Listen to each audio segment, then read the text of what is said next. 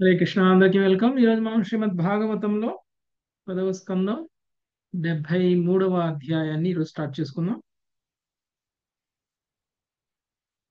విముక్తులైనటువంటి రాజులని శ్రీకృష్ణ భగవానుడు అనుగ్రహించుట అనేటువంటిది ఈ అధ్యాయం యొక్క సారాంశం.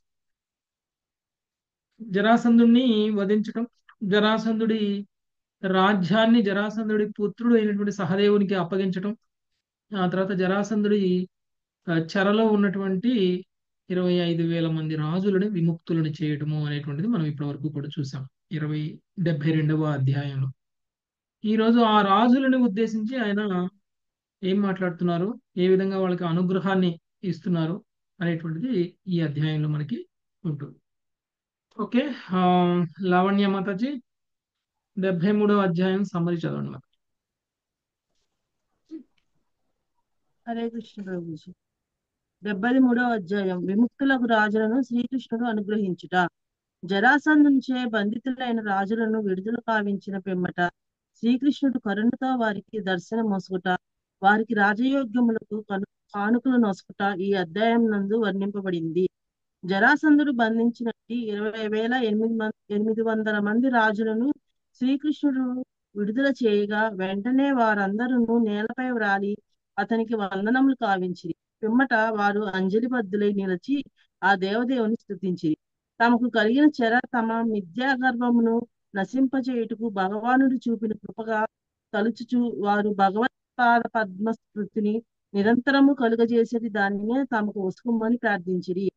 వారి ప్రార్థన నెరవేరగలదని ఆశ్వాసమొసగిన భగవానుడు ఆ రాజులను ఆదేశించుచు, యజ్ఞాదుల ద్వారా నన్ను అర్చించుడు, ధర్మానుసారము మీ ప్రజలను పాలింపుడు, నాయందే మీ చిత్తములను నిలిపి సంతానమును కనుడు, సుఖదుఖములందు సర్వదా సమచిత్తులై నిలుపుడు. ఆ విధంగా జీవితాంతమున మీరు నిశ్చయంగా నన్ను పడేయగలరు అని పలికెను. పిదప శ్రీకృష్ణుడు వారికి చక్కగా స్నానం చేయించి వస్త్రాధారణము కావింపజేసి రాజయోగ్యములకు గంధమాల్య ఆభరణాదులను సహదేవునిచే వారికి ఇప్పించెను. రత్నాభరణములతో అలంకరింపజేసిన పిమ్మట ఆ రాజులను రథములపై ఆసీనులను చేసి అతడు వారిని తమ తమ రాజ్యములకు పంపెను. అప్పుడు భగవద్దేశానుసారము వారు తిరిగి తమ బాధ్యతలను నిర్వహింప మొదలెడి. పిమ్మట శ్రీకృష్ణుడు భీమార్జునులు ఇంద్రప్రస్థపురమును తిరిగి వెడలి జరిగిందంతయు ధర్మరాజునికి వివరించింది. హరే కృష్ణ ప్రభుజీ. ఓకే. సో ఆయనకి అనుగ్రహం అంటే, ఎవరికైనా సరే అనుగ్రహము అంటే భౌతిక భవబంధాల నుంచి బయటపడివేయడం, ముక్తిని ఇవ్వడం, కృష్ణ ప్రేమని ఇవ్వడం, కృష్ణ భగవానుడి యొక్క ధామానికి తీసుకెళ్ళడం. ఇది ఆ అనుగ్రహం, నిజమైనటువంటి అనుగ్రహం అంటే. అదే అనుగ్రహాన్ని ఈ రాజులందరికీ ఇస్తున్నారు. అలా ఉండాలి. నువ్వు నువ్వు కృష్ణ చైతన్యంలో ఉంటే తప్ప నీకు భగవంతుడి యొక్క ధామానికి వెళ్ళేటువంటి అవకాశం లేదు అనేటువంటి విషయం మనకి శ్రీకృష్ణుడు వాళ్ళకి ఇచ్చినటువంటి అనుగ్రహం ద్వారా మనం అర్థం చేసుకోవచ్చు. ఇక్కడ ఆయన ఏమి ఇచ్చారో అనుగ్రహం చూడండి. భగవత్పాద పద్మ స్మృతిని నిరంతరం కలుగు చేసే విధంగా ఆయన అనుగ్రహం ఇస్తున్నారు.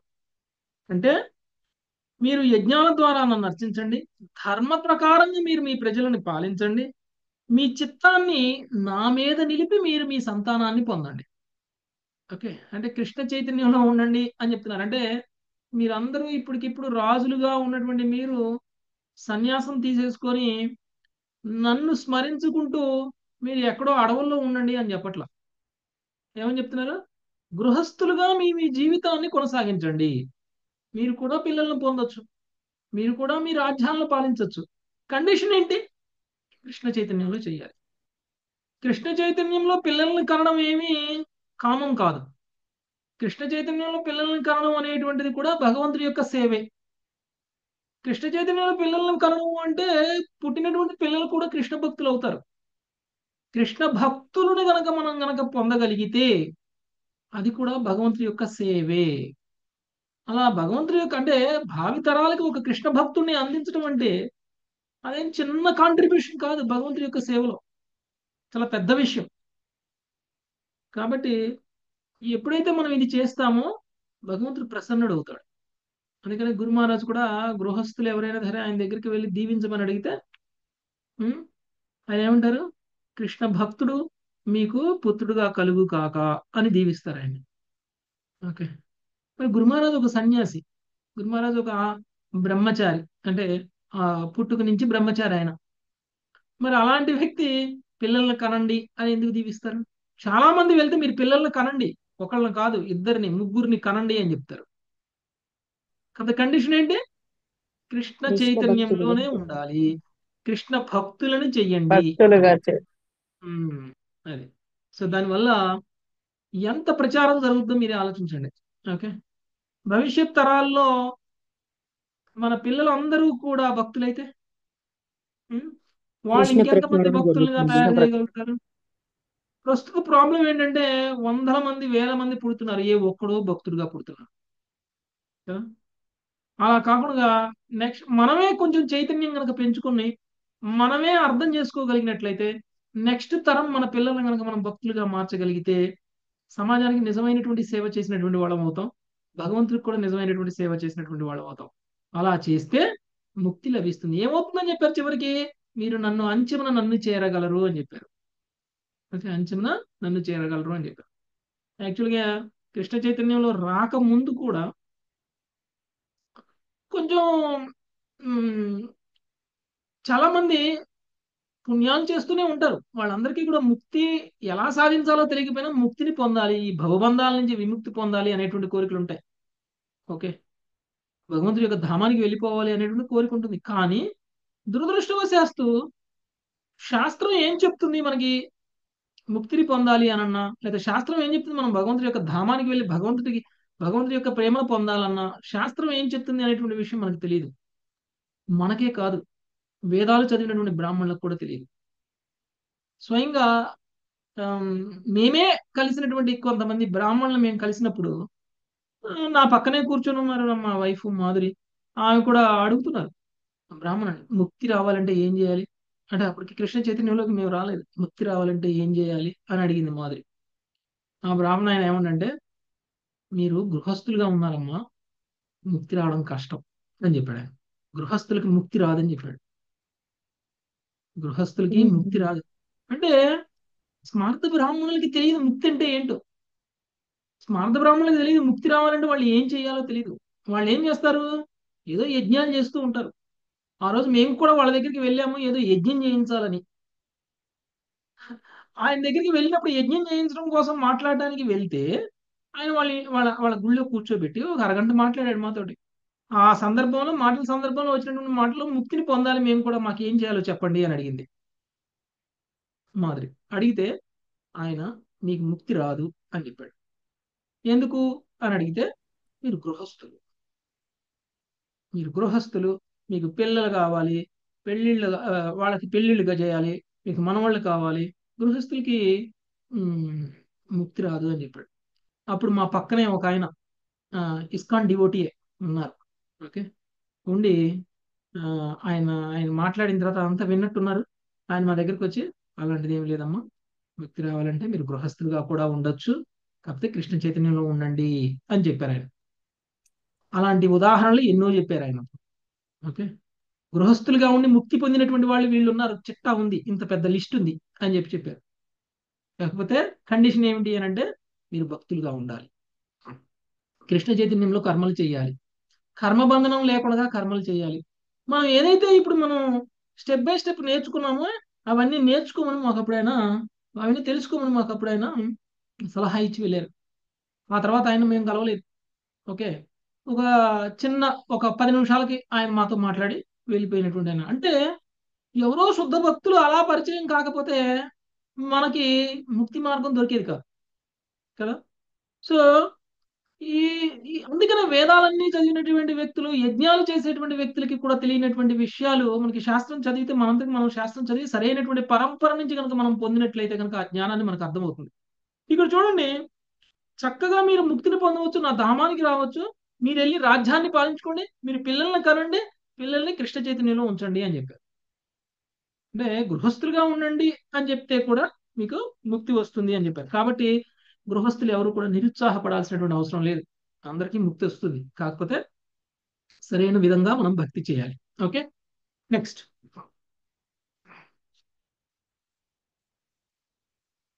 ప్రమీల మాతాజీ.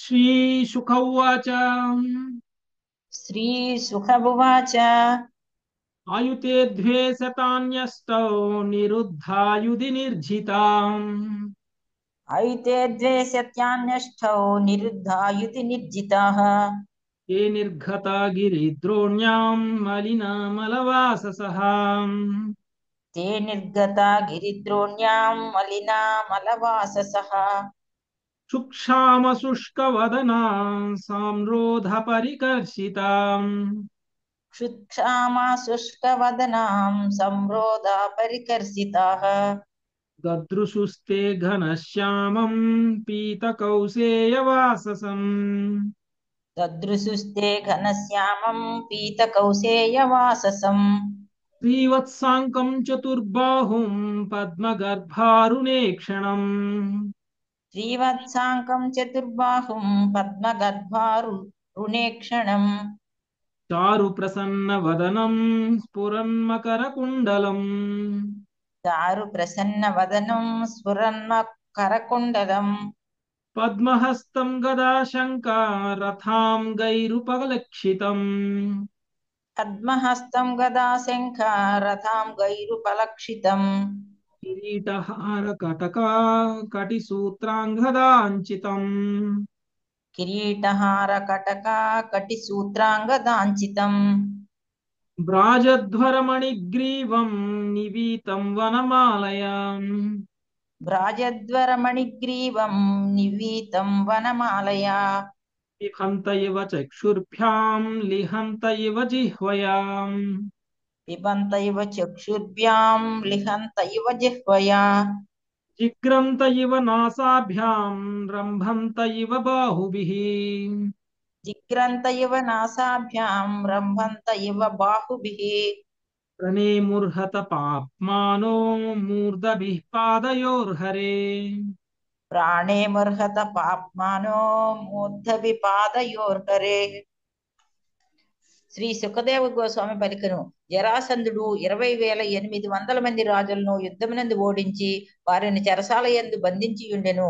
ఈ రాజులందరూ గిరిద్రోణి కోట నుండి బయటకు వచ్చినప్పుడు మళ్ళీ నులుగను మలిన వస్త్రధారులుగాను కనపడిరి. ఆకలిచే వారు కృషించి ఉండిరి. వారి ముఖములు వాడిపోయి ఉండెను. దీర్ఘకాల కారాగార వాసముచే వారు మిగుల బలహీనులై ఉండిరి. అప్పుడు ఆ రాజులు తమ ఎదుటనే భగవానుని గాంచిరి. అతడు మేఘశ్యామల వర్ణుడు, పీతాంబరధారి, వక్షస్థలమున శ్రీవత్స చిహ్నము కలవాడు, చతుర్భుజుడు, పద్మగర్భమును పోలిన అరుణనయనుడు, సుందర దరహాసవదనుడు, ప్రకాశమానమగు మకర కుండలములను ధరించిన వాడు, బాహువుల యందు శంఖ చక్ర గదా పద్మములను దాల్చినవాడు అయ్యుండెను. కిరీటము, రత్నహారము, కాంచనకట్టి సూత్రము, సువర్ణమయ కంకణములు, భుజకీర్తులతో అతని రూపము అలంకరించబడి ఉండెను. అతడు మెడలో తేజోమయమగు ఉత్తమ కౌస్తుభమణిని వనమాలను ధరించి ఉండెను. రాజులు ఆ దేవదేవుని సౌందర్యమును తమ నేత్రములతో పానము చేయుచున్నట్లుగాను, తమ నాలుకలతో అతన్ని నాకుచున్నట్లుగాను, తమ నాసికలతో అతని సౌరభమును ఆగ్రాణించుచున్నట్లుగాను, తమ బాహువులతో అతన్ని ఆలింగనము చేసుకొనుచున్నట్లుగాను గోచరించిరి. పూర్వ పాపములు ఇప్పుడు నశించగా వారు తమ శిరములను శ్రీహరి చరణములందు నిలిపి అతనికి నమస్కరించిరి. హరే కృష్ణ ప్రభుజీ, దండవతి ప్రణామం. జరాసంధుడి చెరలో ఉన్నటువంటి 20,800 మంది రాజులు ఒక్కసారిగా బయటకు వచ్చేసారు. బయటికి రాగానే అక్కడ శ్రీకృష్ణుడు దర్శనం ఇచ్చారు. సో శ్రీకృష్ణుడు ఇచ్చినటువంటి దర్శనం ఎలా ఉంది వాళ్ళకి అనేటువంటి విషయాన్ని ఇక్కడ చెప్తున్నారు. ఎలా ఉన్నారంటే నీలమేఘ శ్యాముడు, పీతాంబర వస్త్రాలను కట్టుకుని ఉన్నారు. వక్షస్థలం మీద శ్రీవత్స చిహ్నం ఉంది. చతుర్భుజాలను కలిగి ఉన్నారు. చతుర్భుజంలో ఆయన ఆ శంఖ చక్ర గదా పద్మాలను పట్టుకుని ఉన్నారు. పద్మ గర్భమును పోలినటువంటి అరుణ నయనుడు, కళ్ళు ఎలా ఉన్నాయంటే ఎర్రగా ఉన్నాయి. సుందర దరహాస వదనుడు, ప్రకాశమానమైనటువంటి మకర కుండలములను ధరించిన వాడు, బాహువుల యందు శంఖ చక్ర గదా పద్మములను దాల్చిన వాడు అయినటువంటి ఆయన కిరీటమును, రత్నాల హారమును, కాంచన కటి సూత్రమును, సువర్ణమయ కంకణాలని, భుజ కంకణములు భుజకీర్తులతో అతని రూపము అలంకరింపబడి ఉంది. అంటే చక్కగా అలంకరింపబడి ఉన్నారు. ఇలాంటి భగవంతుణ్ణి చూసినటువంటి వాళ్ళకి మన భావం ఎలా ఉంటుందో ఆ భావాన్ని బట్టే మన నమ్మకము, మన శ్రద్ధ ఎలా ఉంటుందో ఆ శ్రద్ధను బట్టే మనము ఆ ఆ చూపిస్తున్నటువంటి భగవంతుడి యొక్క రూపం ఏదైతే చూపిస్తున్నారో ఆ రూపాన్ని చూస్తున్నప్పుడు మనకు వచ్చినటువంటి ఫీలింగ్స్ కూడా అలానే ఉంటాయి. ఇదే రూపాన్ని నువ్వు తీసుకెళ్లి దుర్యోధనుడికి చూపించారు ఒకప్పుడు. ఆయనకి ఏమీ అనిపించలేదు. లేకపోతే జరాసంధుడు కూడా చూశాడు కృష్ణుని. కృష్ణుడు చూసి జరాసంధుడు దివ్యత్వాన్ని ఏం ఫీల్ కాలేదు. అంటే తేడా ఎక్కడుంది? ఉం? గుణం, చూసే వాళ్ళ కళ్ళల్లో ఉంది తేడా. మనస్సు. ఉమ్, చూసే వాళ్ళ కళ్ళల్లో ఉంది తేడా. ఉమ్, సో చూసే వాళ్ళ మనసులో ఉంది తేడా. ఉం? అట్లనే ఇప్పుడు మనం శ్రీ విగ్రహాన్ని మనం చూస్తాం. ఉం? ఆ, ఆలయంలో అందరూ ఒకలానే చూస్తారా శ్రీ విగ్రహాన్ని? వాళ్ళ భావన ఒక్కో రకంగా ఉంటది వాళ్ళ ప్రతి భావన చోట కూడా. ఒక్కొక్కరికి ఒక్కొక్క రకంగా ఉంటుంది. కానీ భక్తులకి ఎలా ఉంటుంది? నిజంగా శ్రీకృష్ణుడే ఆలయంలో నిలబడి ఉన్నారు అని అనుకుంటారు. ఉం? నిజంగా శ్రీకృష్ణుడే ఆలయంలో ఉన్నారు అని అనుకుంటారు. అలా ఇప్పుడు ఉదాహరణకి ఉం, మీరు చూడండి. మనకి మనకి టెంపుల్స్ లో మార్నింగ్ దర్శనార్థి జరుగుతుంది కదా, 7 గంటలప్పుడు దర్శనార్థి జరుగుతుందా? శృంగార జరుగుతుంది హారతి ప్రభు. అంటారు శృంగార దాన్ని. ఎస్ హారతి. ప్రభుజీ, ఎస్ ఆ, ప్రభుజీ. శృంగార హారతి జరిగినప్పుడు శ్రీకృష్ణుని గొప్పగా అలంకరించిన తర్వాత భక్తులందరూ ఏం చేస్తారు? ఉమ్, గోవిందం ఆది పురుషం. గోవింద ఆదిపురుషుని పారుతారు. పారిన తర్వాత మళ్ళీ ప్రభుపాదుల వారిని తీసుకెళ్లి దర్శనం చేపిస్తారు. Yes Prabhuji. Prabhuji, yes Prabhuji. Okay, ప్రభుపాదుల వారిని తీసుకెళ్లి దర్శనం చేపిస్తారు. అదే ఆ అవును. భక్తుడికి అక్కడ ప్రభుపాద ఉన్నాడు అని అనుకోరు వాళ్ళు. భక్తులకి ప్రభుపాద అక్కడ ఉన్నారు, ప్రభుపాదకి దర్శనం చేపిస్తారు. ఎంత గొప్పగా దర్శనం చేపిస్తారు! మన ఆచార్యులకి ఇవ్వాల్సినటువంటి గౌరవం ఎలా ఉంటుంది అలా ఉండాలి. ఓకే, ఉమ్, ఓకే, ప్రభుపాద అంటే అక్కడ నిజంగా కృష్ణుడు ఉన్నారని వాళ్ళు నమ్ముతారు. నిజంగా ప్రభుపాద ఉన్నారు అని వాళ్ళు నమ్ముతారు. మిగిలినటువంటి వాళ్ళకి అదొక విగ్రహము. ఆ విగ్రహానికి వీళ్ళు పిచ్చోళ్ళలాగా అలంకరణ చేసుకున్నారు. ఇంకొక విగ్రహాన్ని తీసుకొచ్చి ఆ విగ్రహం ముందు నిలబెడుతున్నారు అని అనుకుంటారు. వాళ్ళకి తెలియదు వాళ్ళ భావం కదా. సో ఒక భక్తుడికి భగవంతుడిని చూస్తే ఆ, అంటే శ్రీ విగ్రహాన్ని చూస్తే అక్కడ ఒక రాయో లేదా ఒక విగ్రహమో లేకపోతే ఒక భగవంతుడిని రిప్రజెంట్ చేస్తున్నటువంటి ఒక శిలో అలా అనుకోరు. స్వయంగా భగవంతుడే నిలబడి ఉన్నారు అని అనుకుంటారు. అంటే ఎప్పుడైతే నువ్వు ఆ స్థాయి వరకు వెళ్తావో అప్పుడు మనకి తెలుస్తుంది అనమాట. ఆ డిఫరెన్స్ అనేది తెలుస్తుంది. ఓకే, సో యాక్చువల్గా మన ఇక్కడ మంగళూరులో ఒక టెంపుల్ కన్స్ట్రక్షన్ జరిగింది. ఓకే, మంగళూరులో ఒక టెంపుల్ కన్స్ట్రక్షన్ జరిగినప్పుడు ఆ టెంపుల్ కన్స్ట్రక్షన్ చేసినటువంటి ఆయన చాలా కష్టపడి పాపం వాళ్ళందరూ కూడా చాలా గొప్పగా చందాలు వసూలు చేశారు. ఆ, కేవలం ఆన్లైన్లో భగవద్గీతను బోధించడం ద్వారా వచ్చినటువంటి డబ్బులతోటి కట్టారు వాళ్ళు. ఓకే, పెద్ద టెంపుల్ని కట్టినప్పుడు ఆ టెంపుల్ కట్టినటువంటి ఆయన ఏం చేశారు తెలుసా? వాళ్ళ ఇంట్లో ఉన్న డీటెయిల్స్ తీసుకెళ్లి మరి ఆ టెంపుల్ కి చూపించారు. టెంపుల్ ని చూపించారు ఆ డీటెయిల్స్ కి. మనం అందరం పిలుస్తాం కదా, రండి చూడండి టెంపుల్ ని చూడండి అని బా. అంటాం కదా. ఆ? ఆయన ఏం చేశారు? ఆయన ఇంట్లో ఉన్న డీటెయిల్స్ ని, అంటే ఆయన విగ్రహాలు ఏవేవైతే ఉన్నాయో వాళ్ళ ఇంట్లో పూజ చేసుకునే విగ్రహాలకి మరి తెలియాలి కదా టెంపుల్ ఎలా ఉందో, ఆయన వాళ్ళకి కూడా చూపించాలి కదా. అంటే వాళ్ళు ఏమని భావిస్తున్నారు? వాళ్ళ ఇంట్లో ఉన్న డీటెయిల్స్ ఏదో శిలా విగ్రహాలు లేకపోతే ఒక ఇత్తడి బొమ్మలు అని అనుకోవట్లేదు వాళ్ళు. వీళ్ళు ఏమనుకుంటున్నారు? నిజంగా భగవంతుడే ఇక్కడ ఉన్నారు. సాక్షాత్ భగవంత్. సాక్షాత్ భగవంతుడు. మరి నేను చూశాను నా కళ్ళతోటి మందిరాన్ని. మరి ఇంట్లో డీటీస్ చూడొద్దా అని చెప్పేసి ఒకరోజు ఆ డీటీస్ని తీసుకెళ్లి టెంపుల్ మొత్తం తిప్పి చూపించారు. బా. ఓకే, సో బయట అద్భుతం నుంచి ప్రభు. లోపల నుంచి అన్ని చూపించారు. ఏంటంటేనే బాగుంది. అసలు సో ఎంత భావం. అంటే ఇప్పుడు బోధించడం, ఇప్పుడు ఆయన చాలా మంచి ప్రీచర్. ఓకే, చాలా బాగా బోధిస్తారు. అంత చాలా మంది భక్తుల్ని తయారు చేశారు ఆయన. మరి అంతమంది భక్తులను తయారు చేసినప్పుడు ఆయన ఆచరించకుండా కృష్ణుని ఫీల్ అవ్వడము, కృష్ణుడి యొక్క రూపాన్ని ఫీల్ అవ్వడము, ఆ కృష్ణుడి యొక్క మందిరంలో పెట్టినటువంటి ఆ విగ్రహాలు స్వయంగా శ్రీకృష్ణుడే అని అందరికి చెప్తున్నారు. కానీ మరి ఆచరణ విషయంలోకి వచ్చేసరికి అందరికీ అలాంటి ఆచరణ చేస్తున్నారా? ఆ? మనం మన ఇంట్లో ఉన్న విగ్రహాలని నిజంగా కృష్ణుడు అక్కడ ఉన్నాడు అనేటువంటి భావనలో మనం ఉన్నాము. మన ఇంట్లో ఎవరైనా గెస్ట్ ఉన్నారనుకోండి, ఉం? మనం ఎలా ప్రవర్తిస్తాం? ఇంట్లో ఎవరూ లేనప్పుడు మనం ఎలా ప్రవర్తిస్తాం? తేడా ఉంటుందా ఉండదా? అలాగే ఉంటుంది ఇప్పుడు ప్రభుజీ, ఉంటుంది. ఇంట్లో ఎవరూ లేరు కానీ కృష్ణుడు అని మనం కనుక నిజంగా ఫీల్ అయితే, ఎస్ ప్రభుజీ. ఇంట్లో ఎవరు లేనప్పుడు ఎలా ఉంటామో అలానే ఉంటామా? లేదు, ఉండం చాలా. ఒకవేళ ఇంట్లో ఎవరు లేనప్పుడు ఎలా మనం ఉంటామో, కృష్ణుడు ఉన్నాడు అలానే ఉన్నాము అని అంటే మనం కృష్ణుడు నిజంగా ఉన్నాడు అని నమ్మటం. కానీ బయట బయట వాళ్ళకి మాత్రం మనం చెప్తున్నాము మేము కృష్ణ భక్తులము, మా ఇంట్లో విగ్రహాలు ఉన్నాయి, మా ఇంట్లో కృష్ణుడిని ప్రతిష్ఠించాము, మేము రోజు పూజ చేస్తాము, రోజు జపం చేస్తాము, చెప్పుకోవడానికి ఇవన్నీ. కానీ నిజంగా మనం మన ఇంట్లో ఉన్న కృష్ణుడే మనం ఇంట్లో ఉన్నారు అని మనం ఫీల్ అవ్వట్లేదు. అందుకనే కృష్ణుడి ముందే భార్యాభర్తలు అరుచుకుంటారు, కృష్ణుడి ముందే భార్యాభర్తలు తిట్టుకుంటారు, కృష్ణుడి ముందే గొడవలు చేసుకుంటూ ఉంటారు. ఇవన్నీ కృష్ణుడికి నచ్చుతాయా? నచ్చవు ప్రభుజీ. నచ్చవు. మీరు ఎవరింటికన్నా వెళ్తే ఆ ఇంట్లో ఉన్నటువంటి భార్యాభర్తలు ఇద్దరు మీ ముందే వాళ్ళిద్దరు అరుచుకుంటున్నారు అనుకోండి, మీకు ఎలా ఉంటుంది? వీళ్ళకి కష్టంగా కొంచెం కూడా ఉంటుంది. సెన్స్ అవును, లేదన్నమాట. చిరకగా ఉంటుంది ప్రభు. కూర్చోవాలా వద్దా అన్నట్టు. అలానే ఉంటుంది కృష్ణుడికి కూడా. కాబట్టి మన ఇంట్లో కృష్ణుడు ఉన్నాడు అని గమనించినప్పుడు మనం మన పిల్లలతోటి, మన భర్తతోటి, మన కుటుంబ సభ్యులతోటి మాట్లాడేటువంటి విధానంలో కూడా మార్పు ఉంటుంది. ఓకే, అలా లేదు అని అంటే కృష్ణుడు ఉన్నాడు అని మనం ఫీల్ అవ్వట్లేదు అని అర్థం. మనకు శ్రద్ధ ఇంకా పెరగాలి అని అర్థం, మనలో భక్తి ఇంకా పెరగాలి అని అర్థం, మనలో ఇంకా ప్రేమ, భగవంతుడు చూస్తున్నారు అనేటువంటి కాన్షియస్నెస్ లోకి మనం రావాలి. అలా వచ్చినప్పుడు మనం నిజంగా భగవంతుడిని ఫీల్ అవ్వగలుగుతాం.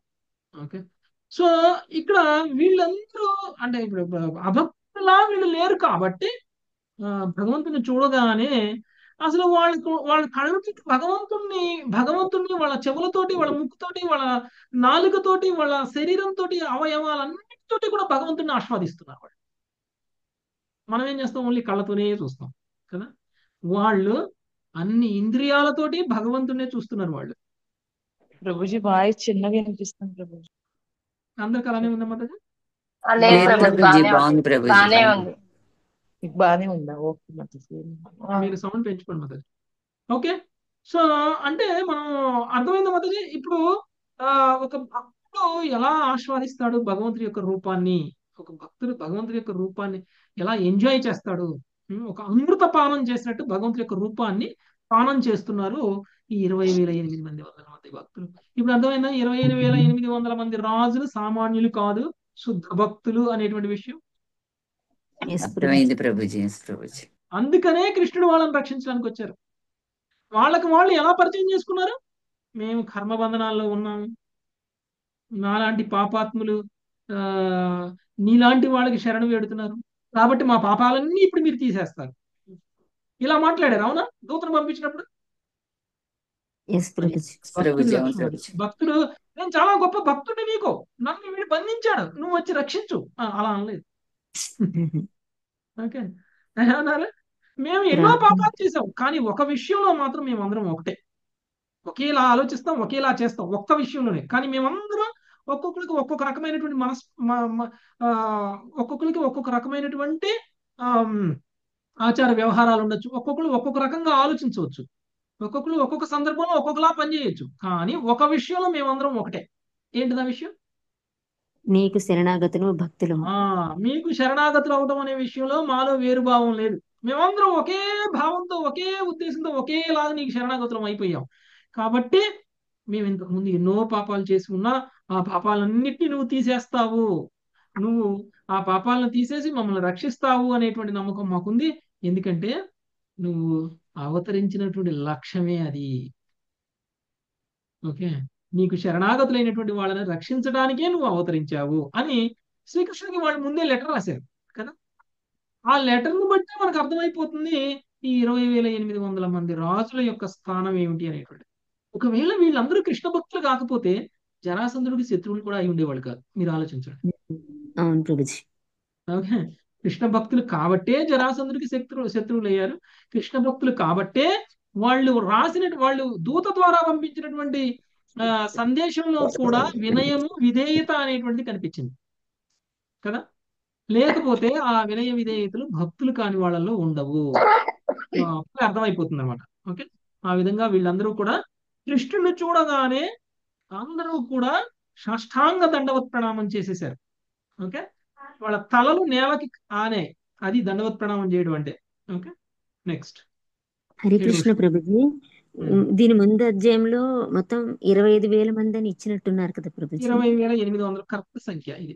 మరి ఇంతకు ముందు 25 ఇచ్చారా సుమారుగా? 25,000 అని ఇచ్చారు ప్రభుజీ, అదే డౌట్ వచ్చింది. ఓకే ప్రభుజీ. పర్వాలేదు, ఎంతమంది అయినా పర్వాలేదు. అంటే మిగిలిన వాళ్ళు ఏమైనా మారారని డౌట్ వచ్చి అడుగుతున్నాను ప్రభుజీ. ఓకే ఓకే, ఇక్కడ ఎగ్జాక్ట్ నెంబర్ ఇచ్చారు మాతాజీ, 20,800 మంది. ఓకే ప్రభుజీ. ఓకే, రెండవ శ్లోకం. నాగలక్ష్మి మాతాజీ అయిపోయింది కదా హరే కృష్ణ ప్రభుజీ. లేదా? చదవలే ప్రభుజీ. కృష్ణ సందర్శనాహ్లాద ధ్వస్త సంరోధన క్లమాన్ కృష్ణ సందర్శనాహ్లాద ధ్వస్త సంరోధన క్లమః ప్రశసం సుహృషి కేశం గీర్భి ప్రాంజలయో నృపాం ప్రశసం సుహృషికేశం గీర్భిః ప్రాంజలయో నృపః. శ్రీకృష్ణుని దర్శనాహ్లాదము తమ కారాగార వాస బడలికను పోగొట్టడానికి రాజులందరూ ముకుళిత హస్తులే నిలబడి ఆ ఋషికేశుని ఇట్లు స్తుతింపసాగిరి. హరే కృష్ణ.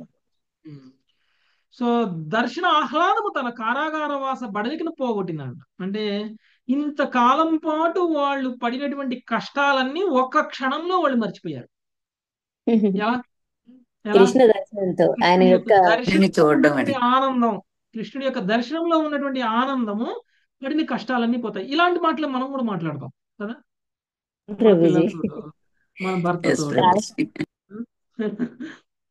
ఎంతో కష్టపడ్డాం, నిన్ను చూసానా నా కష్టాలన్నీ పోయాయి అని చెప్తాం మన పిల్లలకి.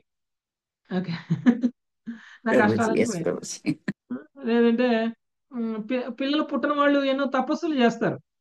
పిల్లలు పుట్టగానే ఏమంటారు వాళ్ళు, అమ్మయ్య ఇంతకాలం నేను పడిన కష్టం అంతా పోయింది అని అనుకుంటాం కదా. ఆనందం అన్నమాట. సో భగవంతుని చూసినప్పుడు రావాలి అలాంటి ఫీలింగ్. ఓకే, భౌతికమైనటువంటి కోరికలు తీరినప్పుడు కాదు, ఆ కోరిక తీరినప్పుడు ఆ కోరిక తీర్చుకోవడానికి పడినటువంటి కష్టాలన్నీ ఎలా అయితే మనం మర్చిపోతామో, అంటే ఆ కోరిక తీరడం వల్ల కలిగినటువంటి ఆనందం ఎలా అయితే ఉంటుందో అలాంటి ఆనందమే వీళ్ళకు కూడా కలిగింది. భగవంతుని దర్శనం చేసుకున్నటువంటి ఆనందం ముందు వాళ్ళు ఇన్ని సంవత్సరాలుగా కారాగార వాసంలో ఉన్నటువంటి బాధనంతా మర్చిపోయారు. ఇన్ని సంవత్సరాల పాటు వాళ్ళకి స్నానాలు లేవు, ఓకే, బట్టలు మార్చుకోవడాలు లేవు, ఏమీ లేదు. అందుకనే దాని శ్లోకంలో చూస్తే వాళ్ళు ఎలా ఉన్నారంట, మురికి బట్టలు, ఒళ్ళంతా మురికి ఉంది. ఇలా అంటే మురికి వస్తుంది అనమాట చేతుల నుంచి కాళ్ళ నుంచి. అలానే రాశారు, తాలికలు వస్తాయని రాశారు. ఓకే, అంటే ఎంత ఇబ్బంది పడి ఉండాలి వాళ్ళు ఇప్పటిదాకా. అవన్నీ మర్చిపోయారు, కృష్ణుని చూడగానే అవన్నీ మర్చిపోయారు. ఓకే, ఆ దర్శనం యొక్క ఆహ్లాదం అనేటువంటిది అలా ఉందన్నమాట. ఇప్పుడు వాళ్ళు ఒక్కసారిగా కృష్ణుని చూసినటువంటి ఆనందంలో వాళ్ళు ప్రార్థన చేస్తున్నారు. నెక్స్ట్ సుజాత మాతాజీ. ప్రభుజీ నమస్తే ఏంటి ప్రభుజీ, 7వ శ్లోకం అని ఉంది ఏంటి ప్రభుజీ? 2 నుంచి పోయినయ్యా లేకపోతే 1 ఒకటి నుంచి నుంచి 1 6 నుంచి మాతాజీ 6 వరకు చదివేశారు మాతాజీ. 1 నుంచి 6 వరకు ఓకే ఒకటే. Okay okay Prabhuji. First sorry Prabhuji. శ్లోకంలోనే ఉంది. ఓకే ఓకే, 8వ శ్లోకం సుజాత మాతాజీ. రాజానౌవాచ రాజానవాచ నమస్తే దేవదేవేశ ప్రపన్నార్తి హరవ్యయాం నమస్తే దేవదేవేశ ప్రపన్నార్తిహరావ్యయాం ప్రపన్నాం పాహి నః కృష్ణ నిర్విన్నాగ్నోర సంస్ృతే. ప్రపన్నాన్ పాహిన కృష్ణ నిర్విన్నాగ్నోర సంస్కృతే. రాజులు పలికిరి, దేవదేవేశ శరణాగతులకు వారి ఆర్తులను హరించువాడా నీకు వందనములు.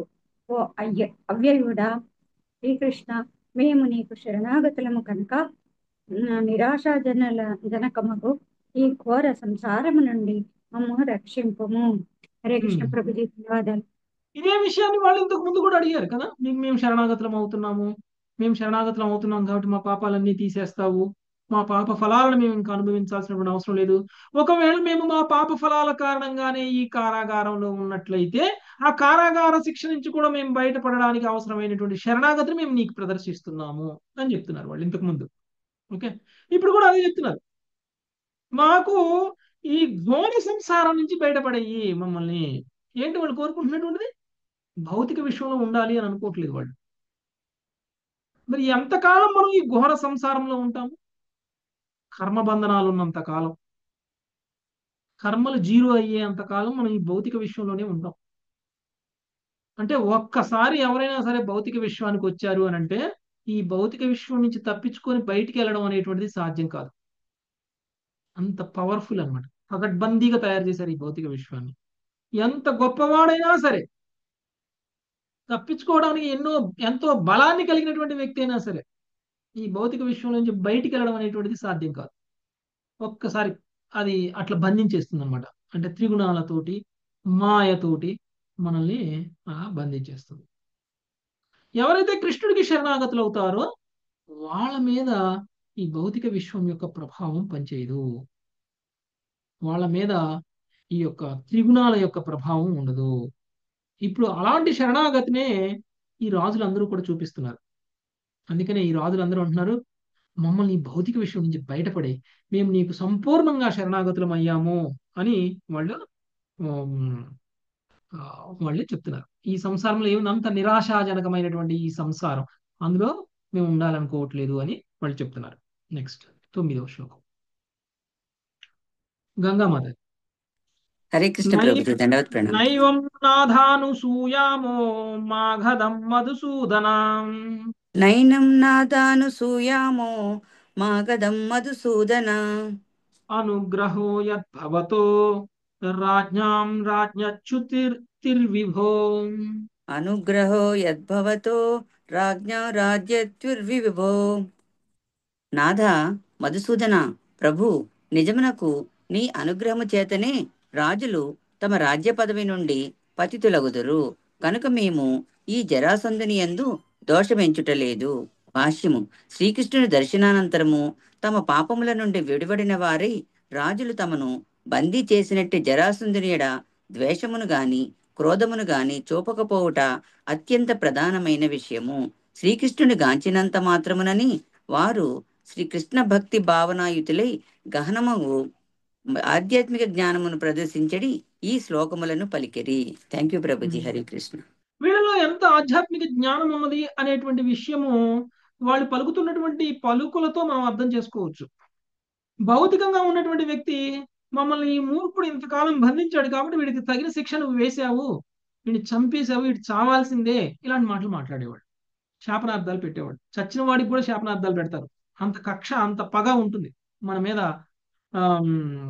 మనల్ని ఎక్స్ప్లాయిట్ చేసినటువంటి వాళ్ళకి, లేకపోతే మనల్ని సరిగా మనం కంఫర్ట్ గా ఎవరైతే ఉండనియలేదో వాళ్ళ మీద మనం ఎలాంటి శాపనార్థాలైనా పెట్టేస్తాం కదా.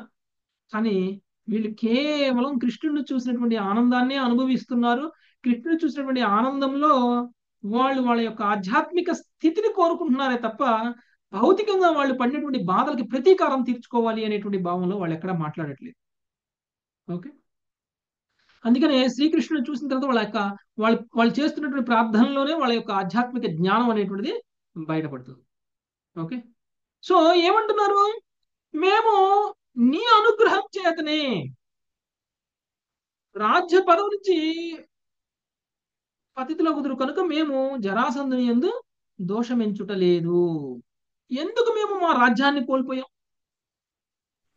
మా కర్మ ఫలాల వల్లే మాకు అది అది జరిగిందని. కూడా మీ అనుగ్రహమే అని చెప్తున్నారు. కృష్ణుడి యొక్క అనుగ్రహమే అంటే మన లైఫ్ లో మనకి ఏదైనా చెడు జరిగితే అది కూడా కృష్ణుడి యొక్క అనుగ్రహమే అనుకునేవాడు నిజమైనటువంటి భక్తుడు.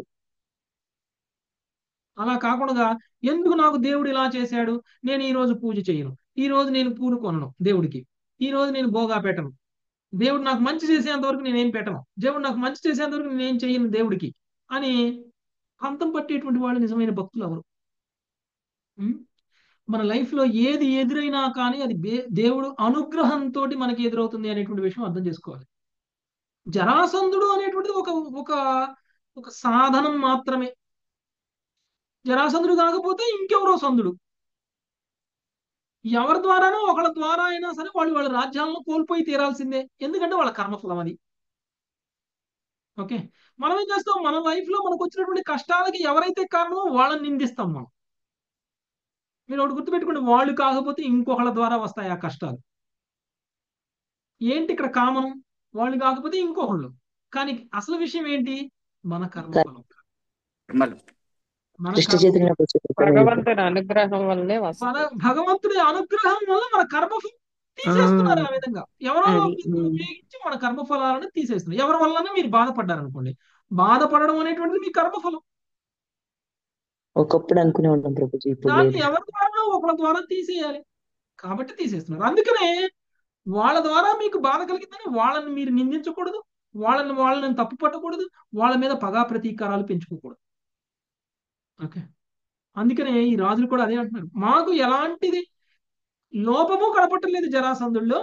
జరాసంధుడి మాధ్యమం ద్వారా మీరు మా కర్మఫలాలను తీసేశారు, అది మీ అనుగ్రహము. ఇంతకాలం మేము మా రాజ్యాన్ని కోల్పోయి జైల్లో కూర్చున్నామంటే మీ అనుగ్రహం వల్ల మా కర్మఫలాలు పోయాయి. ఇప్పుడు మేము మీ దర్శనంతో పూర్తిగా కర్మఫలాలను కోల్పోయి తిరిగి మా ఉన్నత స్థితిని, మా నిజమైనటువంటి స్థితిని, లేదంటే మళ్ళీ తిరిగి మా రాజ్యాన్ని మేము మళ్ళీ తిరిగి రాజులుగా అవ్వగలుగుతాం. ఓకే. ఇది కూడా నీ అనుగ్రహమే. తిరిగి మేము రాజ్యాన్ని పొందుతున్నాము, అది కూడా నీ అనుగ్రహమే. ఇంతకుముందు మేము మా రాజ్యాన్ని కోల్పోయాం, అది కూడా నీ అనుగ్రహమే. కోల్పోయిన దానికి ఇప్పటికీ మధ్యలో ఉన్నటువంటి తేడా ఏమిటి అంటే వాళ్ళకు ఉన్నటువంటి కర్మలు పోయాయి. కర్మలు పోతే లాభమా నష్టమా? కర్మలు పోతే ఆనందించాలా లాభమే, బాధపడాలా? ఆనందమే. ఆనందించాలి కర్మ ప్రభు, ఆనందించాలి. కొత్త కర్మ చేసుకోకుండా ఉండాలి. అది అందుకనే రాజులందరూ కూడా అదే చెప్తున్నారు, మా మీద నీకు ఎంతో అనుగ్రహం ఉండి మా కర్మఫలాలను తీసావు. ఒకవేళ కనుక నువ్వు ఇప్పుడు తీయకపోతే ఈ జన్మలో కొంత అనుభవించి, వచ్చే జన్మలో కొంత అనుభవించి, పై వచ్చే జన్మలో కొంత అనుభవించి, ఎన్నో జన్మలెత్తే అవన్నీ అనుభవించాలి. అనుగ్రహం ఉండకపోతే మనకి అవన్నీ తీసేయరు కదా. అందుకనే కొంతమంది భక్తులకి కష్టాలు వస్తుంటాయి. ఓకే. వాళ్ళు చాలా ఆనందంగా ఉంటారు, ఎందుకంటే వాళ్ళు కృష్ణుని తలుచుకుంటూ ఉంటారు కాబట్టి. కృష్ణుడు వాళ్ళ మీద కృప చూపిస్తున్నాడు అనేటువంటి భావనలో వాళ్ళు ఉంటారు కాబట్టి. ఓకే. నెక్స్ట్ 10వ శ్లోకం. అందరికీ ఉంటాయండి ఇబ్బందులు. ఓకే. సంతోషించాలి ఇబ్బందులు వచ్చినందుకు. మనం అందరం ఇబ్బందులు వస్తే కృష్ణుడికి దూరం అయిపోకూడదు, ఇంకా దగ్గర అవ్వాలి. ఓకే. నెక్స్ట్ 10వ శ్లోకం. మంజులత మాతాజీ. రాజ్యైశ్వర్యమధోన్నద్ధో న శ్రేయో వింధతే నృపః రాజైశ్వర్యమదోన్నద్ధో న శ్రేయో విందతే నృపః త్వన్మాయమోహితో నిత్యాం మన్యతే సంపదోచలాం. వన్మాయో మోహితో నిత్యా మన్యతే సంపదోచలాః. రాజ్యముచే ఐశ్వర్యముచే మత్తుడగు రాజు ఆత్మ సంయమనమును కోల్పోయి తన శ్రేయస్సును పొందజాలకుండును. ఆ విధముగా అతడు నీ మాయచే మోహితుడై తాత్కాలికముకు సంపదలను శాశ్వతములని తలచుచుండెను. శ్రీల ప్రభుపాదుల వారి భాష్యము. మిథ్యాగర్వముచే మత్తుడైన వాడు సదాచార హద్దును దాటి వ్యవహరించునని ఉన్నద అను పదము సూచించును. ధర్మాధీనమై ఉండుటకే మానవ జీవితము ఉద్దేశింపబడినది. కృష్ణ భక్తి భావన పూర్ణత్వము వైపునకు క్రమముగా పురోగమించుటకు గల ఆధ్యాత్మిక నియమములే ధర్మమనబడును. అయినను ఐశ్వర్య బలాంధుడై మూర్ఖుడు ప్రకృతి నియమములకు భగవన్ నియమములకు వ్యతిరేకముగా తోచిన రీతి వర్తించుటకు వెనుదీయడు. దురదృష్టవశాత్తుగా సంపన్నమగు పాశ్చాత్య దేశములలో ప్రస్తుత పరిస్థితి ఈ రీతిగానే ఉన్నది. హరే కృష్ణ ప్రభు. ధన్యవాదాలు. ఓకే. మనము ప్రకృతి నియమాలను లెక్క చేయకుండా, ధర్మ నియమాలను లెక్క చేయకుండా, మదంతో, గర్వంతో, మిథ్యాగర్వంతో మనం అందరం కూడా మన జీవితాన్ని మనము గడుపుతూ ఉంటాం. ఓకే. ఎవరు చూడట్లేదు కదా అని చెప్పేసి ఎన్నో మోసాలు చేస్తారు, అబద్ధాలు ఆడతారు, ఎంతో మందిని బాధ పెడతాము. గవర్నమెంట్ నియమ నిబంధనల్ని పాటించకపోతే గవర్నమెంట్ ఏ విధంగా అయితే మనల్ని శిక్షిస్తుంది అనేటువంటి విషయం మనకు తెలుసు. ఎవరైనా సరే ట్యాక్స్ కట్టకపోతే ఏమవుతుందండి? జిఎస్టీ కట్టకపోతే ఏమైందండి? వ్యాపారాలు చేసేవాళ్ళు ఉన్నారు ఇక్కడ. జిఎస్టీ కట్టకపోతే ఏమైంది? నెల ఎవరైనా కాదు, నెల ఎవరైనా గవర్నమెంట్ ఆఫీసర్లు ఎవరైనా వచ్చి మీ ఇంటికి వచ్చి మిమ్మల్ని లేదా మీ షాప్ కి వచ్చి జిఎస్టీ కట్టు అని అడుగుతున్నారా? అడగకపోయినా కానీ మనంతకు మనమే కడుతున్నామా? కరెంటు బిల్లు వస్తుంది, టయానికి పోయి కట్టొస్తాం. ఏదైనా సరే మనం కట్టే అన్ని కూడా టయానికి పోయి కడుతున్నాం కదా. ఎందుకు కడుతున్నాం టయానికి? కట్టకపోతే వాళ్ళు వచ్చి పట్టుకుంటారు, ఫైన్ వేస్తారు, మనల్ని శిక్షిస్తారు అనేటువంటి భయం. కానీ ప్రకృతి నియమాలు, మనం చేసేటువంటి పాపాలు, మనం చేసేటువంటి కర్మలకి కూడా రియాక్షన్స్ ఉంటాయి అనేటువంటిది ప్రకృతి నియమం. అని ప్రకృతి నియమాన్ని మనం అంత సీరియస్ గా తీసుకుంటామా? మనం ఎందుకు? ఎందుకంటే ఆ జ్ఞానం మనకు లేదు కాబట్టి. అది తెలియదు, ఇది చేస్తే ఇలా అవుతుంది అని మనకు తెలియదు కాబట్టి చేసేస్తాం. అది మనకి శాస్త్రం చదివినప్పుడు తెలుస్తుంది. బహుశా మనకి మన లైఫ్ లో ఎదురవుతున్నటువంటి కష్టాలన్నిటికీ కారణం మనం చేసినటువంటి కర్మలే అనే రియలైజేషన్ కూడా మనకు రావట్లేదు కదా. మన అందరికీ ఏవో కష్టాలు ఉన్నాయి. వీటన్నిటికీ కారణం మనం ఇంతకు ముందు చేసినటువంటి కర్మఫలాలు. కర్మల ఫలితము అనేటువంటి విషయం. అది మనం దాన్ని ఫీల్ అవ్వట్లేదు, ఇప్పటికీ అనుభవిస్తూ కూడా ఫీల్ అవ్వట్లేదు. అంటే మనం అందుకని మళ్ళీ గుర్తుండదు ఇంకా తప్పులు చేస్తూ ఉంటాం. అందుకని మనం ఇంకా తప్పులు చేస్తూ ఉంటాం. అందుకని మనం ఇంకా అనుభవిస్తాం భవిష్యత్తులో. ప్రకృతి నియమం ఎంత స్ట్రాంగ్ అంటే ప్రభుత్వ నియమాల నుంచి కూడా తప్పించుకోవచ్చేమో, కానీ ప్రకృతి నియమం నుంచి తప్పించుకోవడం సాధ్యం కాదు. ఈ విషయం మనం ఇప్పుడు మనం ట్రాఫిక్ సిగ్నల్ దాటేటప్పుడు అక్కడ ఎవరు పోలీసు లేకపోతే మనం దాటేస్తాం. అదే పోలీసు వాడు ఉంటే ఆగుతాం. మనంత ఆగుతాం, ఆగి దాడతాం. మనంత సిన్సియర్ ఇంకొకడు ఉండడు. ఆయన ముందు డ్రామాలన్నీ చేస్తూ ఉంటాం. స్టాప్ లైన్ కంటే ముందే, జీరా క్రాసింగ్ కంటే ముందే ఆగిపోతాం. ఆ, మళ్ళీ గ్రీన్ లైట్ రాగానే అప్పుడే వెళ్తాం అనమాట. అదే వాళ్ళు లేకపోతే అటువంటి ఇటువంటి ఎవరు రావట్లేదే, ఎందుకు టైం వేస్ట్ ఇక్కడ నిలబడటం 10 నిమిషాలు 5 నిమిషాలు సిగ్నల్ అంతా అయిపోయిన దాకా వెళ్ళిపోదామని చెప్పేసి వెళ్ళిపోతారు. అంటే చూడకపోతే ఒకలాగా, చూస్తే ఒకలాగా ఉంటాం. ఎవరైనా అబ్జర్వ్ చేస్తే ఒకలాగా, అబ్జర్వ్ చేయకపోతే ఒకలాగా ఉంటాం. కానీ ప్రకృతి నియమాల విషయంలో మనం అలానే ఉన్నాం. ఎందుకు అంటే మనం చేసేది ఎవరు చూడటలేదు. మనం చేసేటువంటి కర్మ వల్ల ఫలితం వస్తుందా రాదా అనేటువంటి విషయం ఎవరికి తెలియదు. మనం అనుభవిస్తున్నటువంటివన్నీ ఇంతకు ముందు మనం చేసినటువంటి కర్మల వల్ల కాదు. ఒకవేళ అయినా కానీ అలాంటి రియలైజేషన్ లేకపోవడం, దీనికి కారణంగా ఎవరు చూడటం లేదు అనేటువంటి భావనలోనే మనం ఉన్నాము అని అంటే భ్రమలో ఉన్నాం, మనం మాయలో ఉన్నాం. పిల్లి కళ్ళు మూసుకొని పాలు తాగుతున్నట్టు అనమాట. పిల్లి కళ్ళు మూసుకొని పాలు తాగుతూ ఎవరు చూడలేదు అనుకుంటుంది. కానీ ప్రకృతి నియమాలు ఎంత స్ట్రాంగ్ గా పనిచేస్తాయంటే మీరు చూడకుండా ఒకసారి సిగ్నల్ దాటితే మీకు ఫైన్ పడదు, కానీ చూస్తూ సిగ్నల్ దాటితే మీకు ఫైన్ పడుతుంది. కానీ చూస్తున్నా చూడకపోయినా మీరు చేసినటువంటి ప్రతి కర్మకి ప్రకృతి నియమాల ప్రకారంగా పడాల్సినటువంటి శిక్ష మాత్రం తప్పకుండా పడి తీరుతుంది. అందులో ఎలాంటి డౌట్ లేదు. అది తెలిసినటువంటి మనం చేసేటువంటి ప్రతి కర్మ ముందు కూడా ఆలోచిస్తాం అనమాట. ఇది చెయ్యొచ్చా, ఇది చెయ్యకూడదా, ఇది చేస్తే ఎలా చెయ్యొచ్చు, ఎలా చెయ్యకూడదు అనేటువంటి విషయం గురించి మనం ఆలోచిస్తాం. అంత జ్ఞానం అనేటువంటిది మనకు అవసరం అనమాట. అయితే ఆ జ్ఞానం లేకపోవడం వల్ల మనం ఏమవుతున్నాము అని అంటే భ్రమలో ఉంటున్నాం, మాయలో ఉంటున్నాం. ఈ మాయ ప్రభావంగా మనం అందరం కూడా ఈ తాత్కాలికమైనటువంటి సుఖాల కోసం తప్పులు చేస్తూ బ్రతుకుతూ ఉన్నాం. తాత్కాలికమైనటువంటి ఇవన్నీ కూడా శాశ్వతం అనుకొని అవి పొందడం కోసం, ఆ ఆనందం పొందడం కోసం, ఆ ఇంద్రియ తృప్తి పొందడం కోసం మనం అందరం కూడా మోసాలు చేయడం, తప్పులు చేయడం, ఇవన్నీ కూడా చేస్తూ ఉన్నాం. ఇదంతా కూడా భౌతిక సృష్టి యొక్క ప్రభావం మన మీద, మాయ యొక్క ప్రభావం మన మీద. ఓకే, నెక్స్ట్ సునీత హరిబొమ్మద. మృగతృష్ణాం యథా భాలాం మన్యస్తావుధకాశయం. దృష్ట ప్రభుజీ మీరు చదివినట్టు ఒకటే. 11వ శ్లోకం. ఓకే ప్రభుజీ. మృగతృష్ణా యదా బాలా మన్యంత ఉదకాశయం. ఏవం వైకారికి మాయాం ఆయుక్త వస్తు చక్షతే. ఏవం వైకారికి మాయాం ఆయుక్త వస్తు చక్షుతే. బాలబుద్ధి కలిగిన మనుషులు ఎడారిలో ఎండమావిని జలాశయమని భావించినట్లుగా అవివేకులు మాయా వికారమును వాస్తవమని తలించుతుందరు. హరే కృష్ణ ప్రభుజీ. ధన్యవాదాలు. చిన్నపిల్లలు రోడ్డు మీద ఎడారిలో ఎండమావులను చూసిన విధంగా నీళ్ళు అని అనుకుంటారు. జ్ఞానం ఉన్నోడికి తెలుస్తుంది అక్కడికి వెళ్తే నీళ్లు ఉండవు, అవన్నీ ఎండమావులు అని. కానీ పిల్లలు అలా అనుకోరు. ఆ జ్ఞానం తెలియని వాళ్ళు అలా అనుకోరు. అంటే ఆ జ్ఞానం లేకపోవడం వల్ల మాయా వికారాలని వాస్తవము అని మనం కూడా అనుకుంటున్నాం. ఏదైతే సుఖాలని అనుభవించాలి అనేటువంటి భావనలో సుఖాలను అనుభవిస్తున్నామో ఈ సుఖాలు శాశ్వతమైనటువంటి సుఖాలు అని మనం ఎండమావులను చూసి నీళ్ళని ఎలా అనుకుంటామో అలా అనుకుంటున్నాం మనము అని వాళ్ళు చెప్తున్నారు. నెక్స్ట్ 12, 13. ఇందుమతి మాతాజీ. వయం పురా శ్రీమదనష్టదృష్టయో వయం పురా శ్రీమదనష్టదృష్టయో జగీషయాస్య ఇతరేతర స్పృదః. జిగీషయాస్య ఇతరేతర స్పృదః.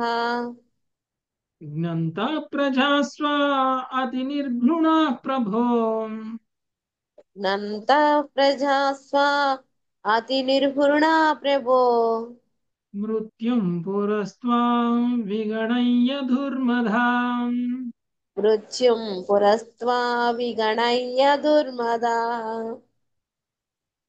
తయే తయేవ కృష్ణాధ్య గభీర రంహసాం తయేవ కృష్ణాద్య గవీరరంహాస తురంత వీర్యేణ విచాలితా శ్రియః దురంత వీర్యేణ విచాలితా శ్రియా కాలేన తన్వా భవతోనుకంపయా కాలేన తన్వా భవతోనుకంపయా వినష్టదర్పాశ్చరణౌ స్మరామతే వినష్ట దర్పా చరణౌ స్మరామతే పూర్వము మేము ఐశ్వర్య మదాంధులమై ఈ ధరణిని జయింపగోరుచు విజయ సాధన కొరకు ఒకరితోనొకరము యుద్ధము చేసి సొంత ప్రజలనే నిర్దయగా హింసించితిమి ప్రభు మృత్యు రూపమున ఎదుట నిలిచినట్టి నిన్ను మేము దురహంకారంతో అనాదరించితిమి కృష్ణ కాని అలక్ష్య గతి కలిగినది తిరుగులేనిది శక్తివంతమైనది నగు నీ కాలరూపము ఇప్పుడు మా ఐశ్వర్యమును హరించినది కరుణతో నీవు మా గర్వమును అణచితివి కనుక ఇప్పుడు నీ పాదపద్మములను మేము స్మరించగోరుదము. హరే కృష్ణ ప్రభుజీ. సో మా కోరికల్లో ఏమిటి అని అంటే భౌతికమైనటువంటి ఐశ్వర్యాన్ని లేకపోతే ఆనందాన్ని పొందాలి అనేటువంటిది కాదు మా కోరిక. మా కోరికల్లో ఏమిటి అంటే నీ పాద పద్మాలను నిరంతరం స్మరించాలి అని అనుకుంటున్నాము అని చెప్తున్నారు. ఎందుకంట వాళ్ళకి ఏదైతే ఇంతకు ముందు శాశ్వతము అని అనుకున్నారో అది శాశ్వతం కాదు అనేటువంటి విషయం వాళ్ళకి జరాసంధుడు బందీగా ఉంచడం వల్ల అర్థమైపోయింది. అంతకు ముందు వీళ్ళు ఐశ్వర్య మదంతో వాళ్ళకు ఉన్నటువంటి శక్తితోటి వాళ్ళు ఇతర రాజులతోటి పోట్లాడారు. ఎందుకు? ఒకళ్ళ మీద ఒకళ్ళు యుద్ధం చేస్తే ఏమవుతుంది? వాళ్ళని హింసిస్తే ఏమవుతుంది? వాళ్ళ ఐశ్వర్యం కూడా వీళ్ళది. వాళ్ళ రాజ్యం విస్తరిస్తుంది. ఓకే, కానీ మేము ఏది సాధించినా కానీ నువ్వు మృత్యు రూపంలో వాటన్నిటినీ మన నుంచి తీసేస్తావు కదా. మనం ఏది సంపాదించినా కానీ, భౌతికమైనది ఏది సంపాదించినా కానీ వాటి నుంచి మనల్ని ఏం వేరు చేస్తుందండి? మృత్యువు. ఆ మృత్యువు ఎవరు? కాలరూపం అన్నమాట. అందుకనే కృష్ణుడు భగవద్గీత 11వ అధ్యాయంలో కూడా చెప్పారు. నువ్వు ఎవరు అని అర్జునుడు అడిగాడు కృష్ణుడిని. నేను కాల రూపంలో అందరినీ హరించేస్తాను అని చెప్పారు. ఓకే, కాలము అనేటువంటిది ప్రతి క్షణము మన ఆయుష్ని తగ్గిస్తుంది. ఒక నిమిషం అయిపోయిందంటే మన జీవితంలో మృత్యువుకి ఒక నిమిషం దగ్గర అయినట్టు. ఓకే, మృత్యువుకి ఒక నిమిషం దగ్గర అయినట్టు. అది కాలం తినేస్తుంది మనల్ని అని అంటే అది అనమాట. ప్రతి క్షణము మనల్ని కాలం చంపేస్తుంది అనమాట.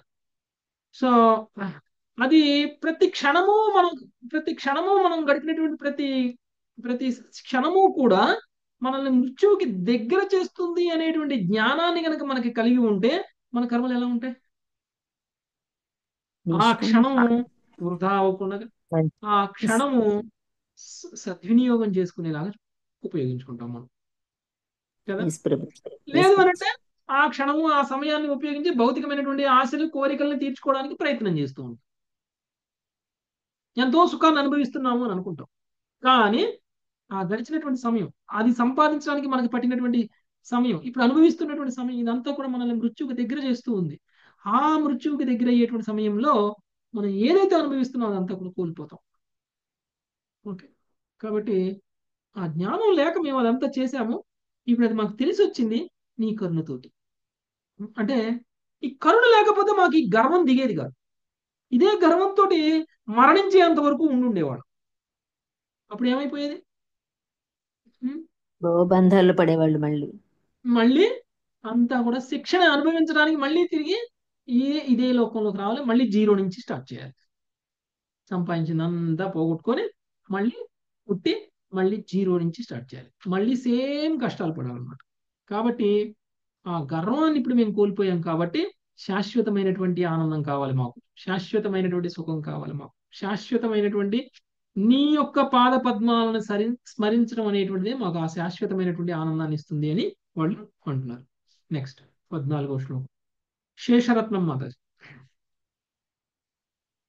అతో న రాజ్యం మృగతృష్ణరూపితం అదో న రాజ్యం మృగతృష్ణరూపితం దేహేన శశ్వాత్ పతతారుజాంభువా దేహేన సస్వాత్ సతతా వృజాంబవా ఉపాసితవ్యం స్పృహయామహే విభో ఉపాసితవ్యం సృహయామహే విభో క్రియాఫలం పేత్య చ కర్ణరోచనం.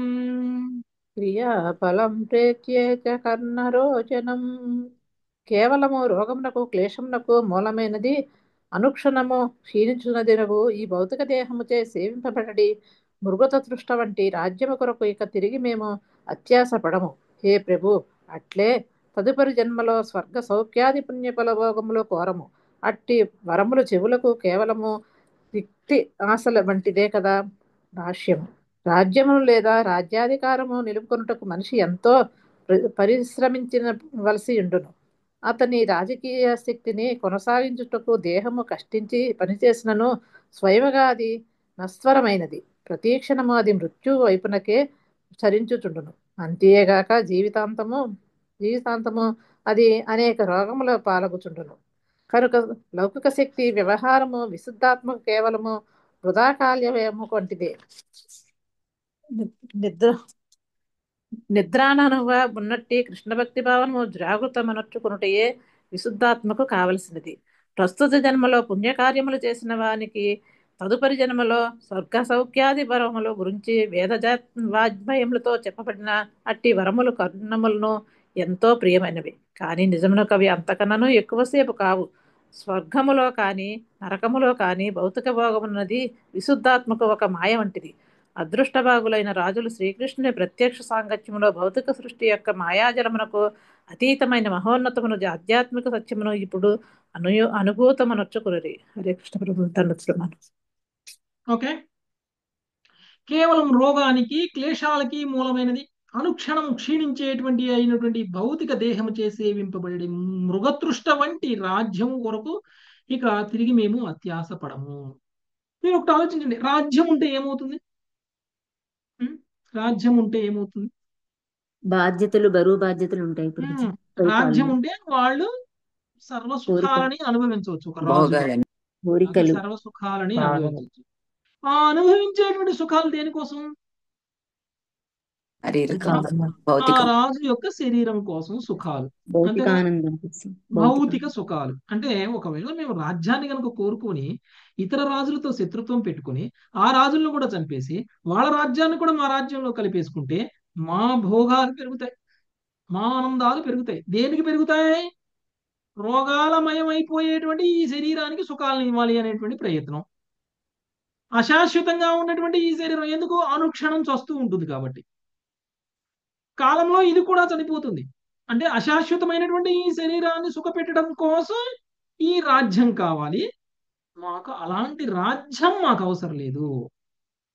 అంటే వీళ్ళు శారీరక సుఖం కోరుకోవట్లేదు. వాళ్ళు ఏం కోరుకుంటున్నారు? ఆత్మ యొక్క సుఖాన్ని కోరుకుంటున్నారు. ఆత్మానందం కావాలి వీళ్ళకి. వీళ్ళకి శరీర ఆనందం కాదు కావాల్సింది. అందుకని వీళ్ళు అంటున్నారు మాకు కావాల్సింది. అంతేకాదు, పోనీ మీకు రాజ్యం వద్దులే అని అంటున్నారు కదా, మరి దాన ధర్మాలు చేయండి, పుణ్యకర్మలు చేయండి, మీకు ఉన్నటువంటి ఐశ్వర్యాన్ని పుణ్యాలు అన్ని చేసేసి అందరికీ దాన ధర్మాలు చేసేస్తే మీకు వచ్చే జన్మలో స్వర్గ సుఖాలు దొరుకుతాయి, ఇంకా గొప్పగా మీకు ఐశ్వర్యంలో పుడతారు, అందుకోసం చెయ్యండి అని. మేము ఒకవేళ ఇవన్నీ తీసుకోవాలి అని అనుకుంటే మీరు ఇవ్వబోయేటువంటి రాజ్యాలు అంటే మమ్మల్ని విడుదల చేసి మేము రాజ్యాన్ని పొందుతాం కదా, ఆ రాజ్యాలను మేము అవన్నీ పొంది మేము మాకు పూర్తి జ్ఞానంలో ఉన్నాము అని చెప్పేసి మీరు ఓకే మీ శరీర సుఖం కోసం కాకుండా దాన ధర్మాలు చేయండి, పుణ్యకర్మలు చేయండి అని చెప్పేసి అంటారేమో. ఒకవేళ అలా చేస్తే మాకు వచ్చేది స్వర్గం. కానీ మాకు అలాంటి స్వర్గ సుఖాలు కూడా వద్దు. ఓకే, మాకు అలాంటి పుణ్యఫలాలను భోగించాలనేటువంటి కోరిక కూడా మేము కోరుకోవట్లేదు. ఎందుకంటే ఇవన్నీ కూడా రిక్త ఆశలు వంటివి కదా, ఇవన్నీ కూడా అశాశ్వతమే అని చెప్తున్నారు అనమాట. ఓకే, ఇవన్నీ వినడానికి బాగుంటాయి అనమాట. అందుకనే భగవద్గీతలో ఎక్కడ వస్తుంది మీకు, 2వ అధ్యాయంలో వస్తుంది. 2వ అధ్యాయంలో 42వ శ్లోకం అనుకుంటా. పుష్పిత వాక్కుల గురించి మాట్లాడతారు కదా. పుష్పిత వాక్కులు, వేదాలలో చెప్పబడినటువంటి పుష్పిత వాక్కులు అని చెప్తారు. ఎందుకు పుష్పిత వాక్కులు? వినడానికి గొప్పగానే ఉంటాయి కానీ ఆచరించడానికి చాలా కష్టంగా ఉంటుంది. పుష్పిత వాక్కులు వేదాల్లో కర్మకాండ సెక్షన్ పుష్పిత వాక్కులు అన్నమాట. సో వీటన్నిటినీ మనం వింటే మనకి చెవులకి ఆనందం కలుగుతుంది. ఆహా ఇలా చేస్తే అలా అవుతుందా, ఆహా అలా చేస్తే ఇలా అవుతుందా, ఇవన్నీ మనకి చెవులకి ఇంపే కానీ శరీరానికి అశాశ్వతమైనటువంటి శరీరానికి వచ్చేటువంటి సుఖాలు మాకు అవసరం లేదు. మాకు కావాల్సిందల్లా ఆత్మానందం, ఆత్మానుభూతి, ఆధ్యాత్మిక సత్యం ఏంటో అది వాళ్ళు తెలుసుకోవాలి అని అనుకుంటున్నారు. దాని ద్వారా పొందేటువంటి ఆనందాన్ని వాళ్ళు శాశ్వతమైనటువంటి ఆనందంగా వాళ్ళు చెప్తున్నారు. నెక్స్ట్ 15వ శ్లోకం మళ్ళీ శ్రీమద్. తన్న సమాధిశోపాయం ఏన తే చరణాబ్జయో తం నః సమాధిసోపాయం ఏనే తే చరణాబ్జయో స్మృతిర్యథా న విరమేదపి సంసరతామిహ. స్మృతిరదాన విరమేదపి సంసారతామిహ.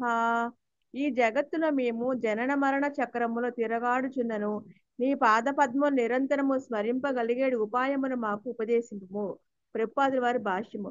భగవద్ అనుగ్రహము చేతనే ఎవరైనా భగవంతుని నిరంతరము స్మరింపగలరు.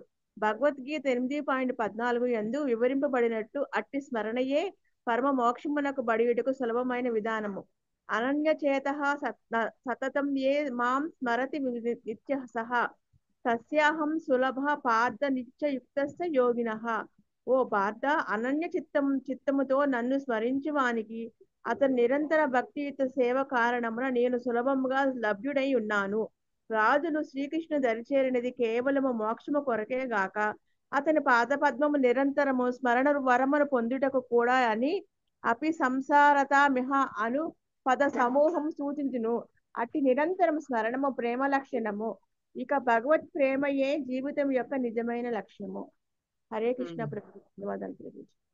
ఓకే, వీళ్ళు ఏమంటున్నారు అని అంటే, మా కర్మగాని మేము ఈ భౌతిక విషయంలోకి వచ్చాము, ఈ భౌతిక విషయంలో ఉండి తీరాల్సిందే. ఎప్పటి వరకు ఉండాలి? ముక్తి వచ్చేంత వరకు ఉండాలి. కానీ ముక్తి వచ్చేంత వరకు ఈ లోపల నిన్ను మర్చిపోతే మళ్ళీ మేము ఈ భౌతిక విశ్వాన్ని వదిలి వెళ్ళలేమేమో అని చెప్పేసి, సరే మా కర్మాలకు ప్రకారంగా మేము ఈ భౌతిక విశ్వంలో ఉన్నంత కాలం ఉన్నప్పటికీ, మేము చేసేటువంటి ప్రతి కర్మ చేస్తున్నప్పటికీ నిన్ను మాత్రం, నీ పాదపద్మాలను మాత్రం మర్చిపోకుండా ఉండేటువంటి ఆశీర్వాదం ఇవ్వు అని అంటున్నారు. మనం అందరం అనుకోవచ్చు, ఏంటి ఇంత చిన్న కోరిక కోరుతున్నాడు? కృష్ణుని గుర్తుపెట్టుకోవడం పెద్ద విషయమా? చాలా పెట్టుకోవచ్చు పెద్ద కదా, కోరిక. దాన్ని కృష్ణుడి నుంచి అడగాల్సిన అవసరం ఏంటి కోరికలాగా? అది చాలా మాయ ప్రభుజీ. చాలా మాయలో ఉన్న పడిపోకుండా కోరిక కాదు, ఒక క్షణం జీవితంలో మర్చిపోతాం. పెద్ద కోరిక. ఏదైనా స్వయంగా పనులు పడితే భగవంతుడు మర్చిపోతాం. అయితే అనుకున్నంత పెద్ద ఈజీగా పెద్ద కోరికలు కదా కోరాల్సింది. నాకు మేడలు ఇవ్వు, మిద్దెలు ఇవ్వు, ఐశ్వర్యం ఇవ్వు, నగలు ఇవ్వు, పట్టు చీరలు ఇవ్వు అని కోరుకోవచ్చు కదా మీరు. ఇది అవన్నీ చాలా చిన్న కోరుకునేది కోరిక. ఇప్పుడు అన్నిటికంటే శాస్త్రం పెద్ద కాదు. కోరిక ఇది. వీడు తీర్చుకోలేని కోరిక కోరిక కోరికలు. అన్నిటికంటే పెద్దది. ఆ, ఎందుకంటే అవన్నీ మనం కష్టపడితే సంపాదించచ్చేమో, కానీ భగవంతుణ్ణి కష్టంలో ఉన్నప్పుడు, సుఖంలో ఉన్నప్పుడు గుర్తు తెచ్చుకోవడమే కష్టం కదా. ప్రతి క్షణం భగవంతుని గుర్తుపెట్టుకోవడం అనేటువంటిది ఎవరికీ సాధ్యం కాదు. గొప్ప భక్తుడిని అని చెప్పుకునేటువంటి వాళ్ళకు కూడా సాధ్యం కాదు. ప్రతి క్షణం ఒక్కసారి కూరగాయలు వస్తుంటే కత్తి చేతికి తగిలితే తెలుస్తుంది మీకు నిజంగా భగవంతుడు గుర్తున్నాడా లేదా అని. అమ్మ అంటారు కానీ ఆ, కృష్ణ హరే కృష్ణ అనాలి. అంత ఈజీ కాదు భగవంతుని గుర్తుపెట్టుకోవడం, అంత ఈజీ కాదనమాట. చిన్న చిన్న కష్టాలకే మనకు భగవంతుడు గుర్తురాడు కదా. పెద్ద పెద్ద కష్టాలు వచ్చినప్పుడు భగవంతుడు గుర్తొస్తాడా? గుర్తురాడు. అందుకనే మనం భగవంతుడు గుర్తు పెట్టుకోవాలి అని అన్నా కానీ భగవంతుడి యొక్క కృప మన మీద ఉండాలి. కాబట్టి మన ప్రార్థన ఎలా ఉండాలి? భగవంతుడు మన మీద కృప చూపించాలని ప్రార్థించాలి. వీళ్ళు చాలా తెలివిగలరు, చాలా తెలివిగా వీళ్ళు ప్రార్థన చేస్తున్నారు. ఈ రాజులందరూ కూడా నీ కృప మా మీద ఉంచు, నిన్ను మర్చిపోకుండా మాకు వరం ఇవ్వు. నారదుడు కూడా ఇదే కోరుకున్నాడు ఇంతకు ముందు గుర్తుందా మీకు? అవును. నారదుడు కూడా నేను ముల్లోకాలం తిరిగేటువంటి వరం ఇచ్చావు నాకు, నా కర్మగాలి నేను ముల్లోకాలన్నీ తిరుగుతూ ఉంటాను, తిరిగే టైంలో నిన్నెక్కడ మర్చిపోతాను నేను, అలా తిరుగుతున్నా కానీ నేను మర్చిపోకుండా ఉండేటువంటి వరం ఇవ్వు అన్నాడు నారదుడు కృష్ణుడిని కదా. ఎప్పుడు అన్నాడు? నారదుడిని శ్రీకృష్ణుడు ఆ ద్వారకలో భవనం దగ్గరికి వచ్చినప్పుడు నారదుడిని పూజిస్తారు. మీకేం సేవ చేయాలో చెప్పండి అని కృష్ణుడు అడుగుతారు నారదుడిని. అడిగినప్పుడు నారదుడు ఏమంటారు? ఇంకా 4 సార్లు కాళ్ళు కడుగు అన్నాడా? నిరంతరం స్మరించుకోవాలి. నిన్ను నిరంతరం స్మరించాలి నేను, ఎందుకంటే నేను అసలే తిరుగుతూ ఉంటా ఎప్పుడు, నా పని తిరగడం. మనం అంటే మన ఇంట్లో తిరుగుతుంటాం, ఆయన ఇంట్లో తిరగడు, ముల్లోకాలు తిరుగుతుంటాడు. ఎంత ట్రావెలింగ్ బిజీ ఉంటారు ఆయన కదా. అన్ని విషయాలు మళ్ళీ ఆయనే చెప్తూ ఉంటారు అందరికి. ఆయన తిరుగుతూ అందరిని భక్తులను కూడా చేస్తుంటారు. అందుకనే భయపడ్డారు అనమాట ఆయన. ఇలా తిరుగుతూ నిన్నెక్కడ నేను మర్చిపోతానో, నిన్ను మర్చిపోకుండా ఉండేటువంటి వరవి నాకు అని, ఆ శక్తిని సామర్థ్యాన్ని ఇవ్వు నాకు అని చెప్పేసి కోరుకున్నారు అనమాట. అందుకని వీళ్ళు కూడా అదే అంటున్నారు, మేము ఈ రాజ్యాన్ని అనుభవిస్తూ రాజ్యంలో ఉన్నప్పటికీ మేము మాకు ఈ శరీరాన్ని ఇవ్వబడడానికి కారణమైనటువంటి కర్మలన్నింటినీ చేస్తున్నప్పటికీ మేము నిన్ను మర్చిపోకుండా ఉండేలాగా మమ్మల్ని చూడు అని ఈ రాజులు కోరుకుంటున్నారు. నెక్స్ట్ 16వ శ్లోకం అక్షర సౌజన్య మాతాజీ. కృష్ణాయ వాసుదేవాయ హరయే పరమాత్మనే కృష్ణాయ వాసుదేవాయ హరయే పరమాత్మనే ప్రణత క్లేశనాశాయ గోవిందాయ నమో నమః. ప్రణత క్లేశనాశాయ గోవిందాయ నమో నమః. దేవదేవుడగు శ్రీహరి వసుదేవ నందనుడు నగు శ్రీకృష్ణునకు మేము పదే పదే నమస్కరించేదము. పరమాత్ముడు గోవిందుడు నగు అతడు తనకు శరణుజొచ్చిన వారల సమస్త మగు క్లేశములను నశింపచేయ. హరే కృష్ణ ప్రభుజీ. సో ఇప్పుడు ఆ భగవంతుడి యొక్క పాద పద్మాల దగ్గర సాష్టాంగ నమస్కారాలు చేస్తూ మేము నీకే శరణాగతులమయ్యాము, మేము నీకే నమస్కరిస్తాము, నువ్వు పరమాత్ముడివి గోవిందుడివి కాబట్టి నీకు శరణుజొచ్చినటువంటి వాళ్ళ యొక్క కష్టాలన్నింటినీ తొలగిస్తావు, కాబట్టి మా కష్టాలను కూడా మేము అడిగినటువంటి కోరికను తీర్చి తొలగించేసేసేయి అంటున్నారు. అంటే వీళ్ళు ఏమో భగవంతుడు సాన్నిధ్యాన్ని కోరుకుంటున్నారు, భగవంతుడి యొక్క ధామానికి వెళ్ళాలి అని కోరుకుంటున్నారు, భగవంతుడి యొక్క భక్తులుగా ఉండాలి అని కోరుకుంటున్నారు, భగవంతుని ఎప్పుడు మర్చిపోకుండా ఉండాలి అని వాళ్ళు కోరుకుంటున్నారు. ఓకే, అది మనకి సమస్త కష్టాలని దూరం చేస్తాయి. కష్టాల్లో ఉన్నాం కదా అని చెప్పేసి కృష్ణుడి దగ్గరికి వెళ్ళకుండా ఉంటాం కాదు, కష్టాల్లో ఉన్నప్పుడు కృష్ణుడి దగ్గరికి వెళ్ళి కృష్ణుడికి శరణాగతులం అయినప్పుడు మనకున్న కష్టాలన్నీ దూరం చేసేస్తారు కృష్ణుడు. ఓకే, నాకు ఇది అడ్డం అది అడ్డం, అది కష్టం ఇది కష్టం, అలాంటి ఇబ్బందులు ఉన్నాయి ఇలాంటి ఇబ్బందులు ఉన్నాయి కాబట్టి నేను ఈ రోజు క్లాస్కి రాను, ఈ రోజు భక్తి చేయను, ఈ రోజు టెంపుల్కి రాను, ఈ రోజు భాగవతం వినను, ఈ రోజు భగవద్గీత వినను. అలా చేయకూడదు. ఏది ఎలా ఉన్నా మనం ఆధ్యాత్మిక సమయాన్ని ఎందుకు త్యాగం చేయాలి? మనకున్న కష్టాలకి మనం ఎన్నో భౌతిక కర్మలను వదిలేస్తున్నామా? మనకున్న కష్టాలు ఉన్నాయి కదా అని చెప్పేసి తినాల్సింది వదిలేస్తున్నామా? మన మన భౌతికమైనటువంటి బాధ్యతల్ని కష్టాలు ఉన్నాయి కదా అని చెప్పేసి వదిలేస్తున్నామా? మరి వదిలేనప్పుడు ఆ భౌతికమైనటువంటి కష్టాలని వంకగా చూపించుకుంటూ ఆధ్యాత్మికమైనటువంటి సమయాన్ని ఎందుకు మనం త్యాగం చేయాలి? మన రోజులో ఆధ్యాత్మికంగా ఉండే సమయమే కొన్ని గంటలు కదా. మన రోజులో ఆధ్యాత్మికంగా ఉండేటువంటి సమయమే కొన్ని గంటలు. ఆ కొన్ని గంటలను కూడా ఈ రోజు వద్దు, ఈ రోజు త్యాగం చేసేద్దాం, ఆ సమయాన్నే కేటాయిస్తాం మనం మన భౌతిక కష్టాలు తీర్చుకోవడానికి. అలా కాకుండా మనకి ఎలాంటి కష్టాలున్నా ఎలాంటి ఇబ్బందులున్నా భగవంతుడి కోసం మనం కేటాయించినటువంటి సమయం ఏదైతే ఉందో ఆ సమయాన్ని మాత్రం భగవంతుడి కోసం ఉంచండి. మిగిలిన సమయం మీదే కదా.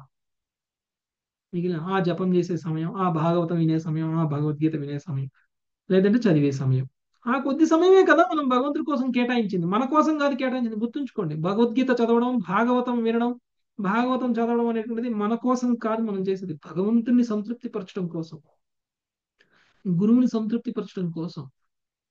ఆ సమయాన్ని మాత్రం మీరు దేనికో ఒకదానికి తాకట్టు పెట్టకుండా దాన్ని మాత్రం భగవంతుడికే ఇచ్చేయండి. ఓకే, మీ సమయంలో అతి అమూల్యమైనటువంటి సమయం ఉన్నది, మీ రోజులో అతి అమూల్యమైనటువంటి సమయం, దాన్ని అలా ఉంచు. అప్పుడు భగవంతుడు ఏం చేస్తారు?